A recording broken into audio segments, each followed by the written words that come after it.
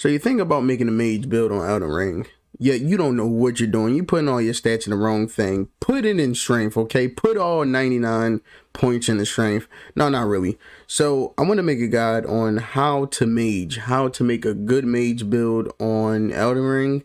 And this is the video. Now, if you go by these steps, trust me, you will be killing everybody. You will be one-shotting people. Yeah, hell, you may get one shot of yourself. But this is the mage build, how to mage. Okay, now for the first talisman, we want to use the God-free icon, and this one enhances charged spells and skills. Now, most of your spells and sorceries will be charged, whether you use the glintstone pebble, whether you use the rock sling, or if you use the stars of ruin. This will be your go-to talisman. You really want to have this equipped. For the next one, the Radagon icon, again, that shortens spell casting time. If you've seen my previous videos, I emphasize why this talisman is so good and why is it so great. It really speeds up the time that you can cast your spells. Again, a must have, a must need.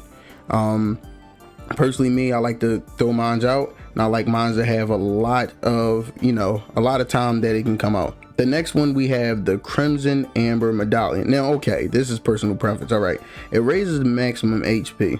Now, personally, me, I want my HP to be kind of high. Now, granted, I am at 11,045 with it on. Without it, I'm at 1081.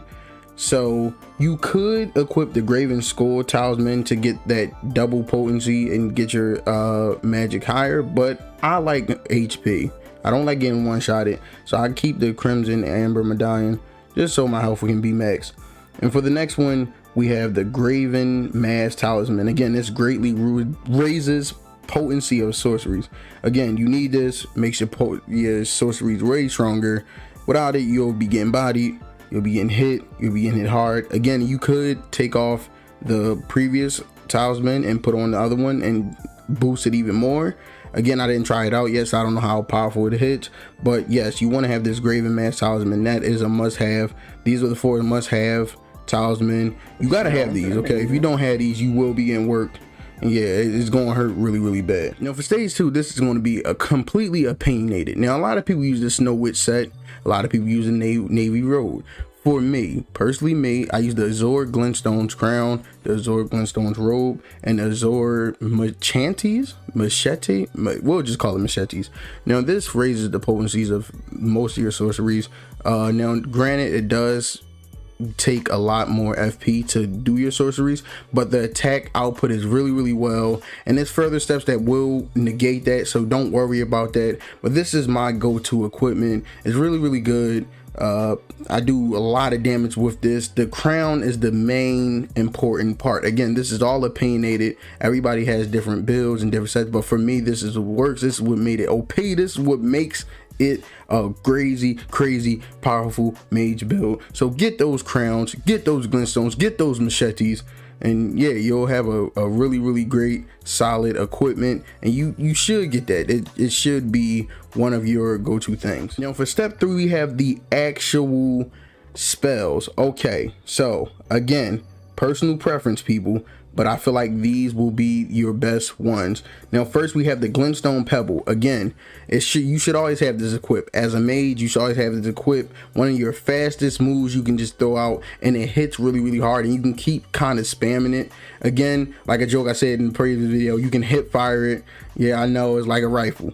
Yeah, so Glintstone Pebble is something you really want to have. It's a really good spell. Again, it does a lot of damage, and you can do it really fast. So yeah, make sure you have that Glintstone Pebble equipped. If you don't have it equipped, make sure to get that equipped, because like I said, it's a really good move. Then you have Stars of Ruin. Stars of Ruin is a really great move. One of the legendary spells. Again, it chunks damage crazy. Like, it hits so hard. One of my go-to moves. I beat Melania with it, and Melania gave me a hard time. If you guys seen the previous video, please check the link in the description. I beat Melania too. I just didn't record it. But Stars of Ruin was a really good move. Then you have Rock Sling. Again, I can't say much. Come on. If you guys didn't see my TikTok, again, link will be in the description. Go follow me on TikTok. But if you didn't see my TikTok, Rock Sling is OP. Rock Sling is crazy. You get hit with them rocks, you gonna go down. I promise you. You gonna go down. It's gonna hurt. Them rocks gonna be slinged at you. Now, for the next one, you have Terra Maga. Now, This move is crucial. Again, you can use these for your other spells, because if you stay in it, it powers up your spell.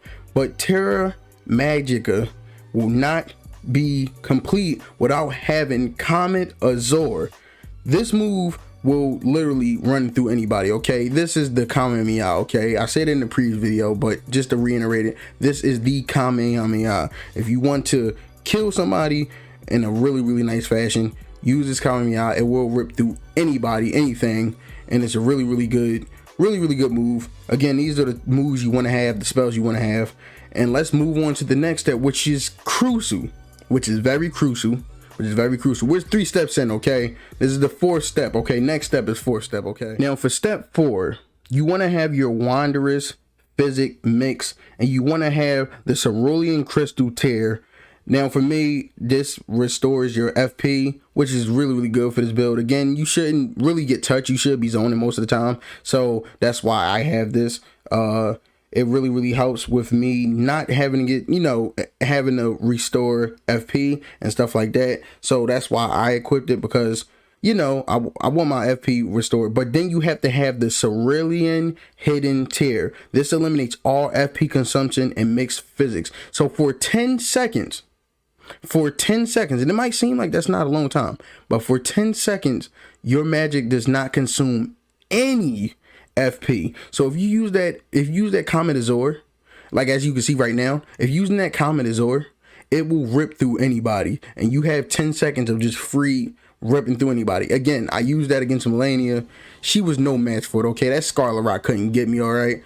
It was painful to do it, but it was, you know, it was really, really painful, but I made it through. And yeah, you want to have those two. Those are the 2 things you want to have mixed into your Wondrous Physics mix, because without those, again, you will get clapped, okay? And for the 5th and final step, we're going to talk about our Ashes of War, our summons. The summon we're going to have is the Black Knife Titchy. Lord have mercy. This dude is he's a monster, okay? You need to have him. Get him level 10. I'm telling you. Literally beat Melania just by using him. Mimic Tear, throw it out the window, okay? Jellyfish, throw it out the window, okay? Skeletal Militiamen, get him out of here. Black Knife Titchy is so good. Not only does if I'm not mistaken, it does Scarlet Rot, and it takes down or bleed. It's either one or the other, and it takes down their health. And not only that, he is really, really good. He dodges, he does spin kicks, like he doing spinning shit. It's crazy. It's one of the best Ashes of War on here. You have to get him. I mean to tell you, he beat most of my bosses. I just sat back and just kind of zoned, but he'll run up and do all the damage, like the physical stuff. It's kind of like a good trade-off. If you guys can get that, make sure to get it. If you guys want to know how to get it, again, I will drop a video on that in the future. So just, you know, make sure to, you know, don't watch nobody else. Just wait until I drop it. But Black Knight Titchy, you want to get it. Really, really great. You need the Ash War. It will make this whole set complete, and I promise you, you won't lose no more. You're just not going to lose. Now, if you're going PvP, you're probably going to lose.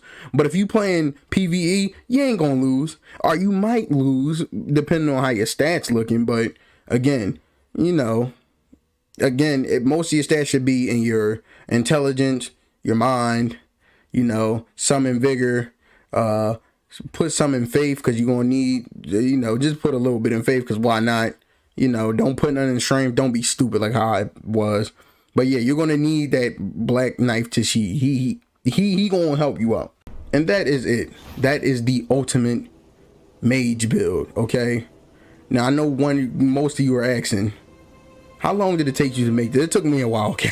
To be honest with you. But this is the ultimate Mage build. If you guys have any comments or any questions down below, let your boy know in the comment section down below. Again, make sure to check all those links in the description. Make sure to check my previous videos. It should pop up on the screen right now if I do it right, okay? I don't know what I'm doing, but if it show up, I learned, okay?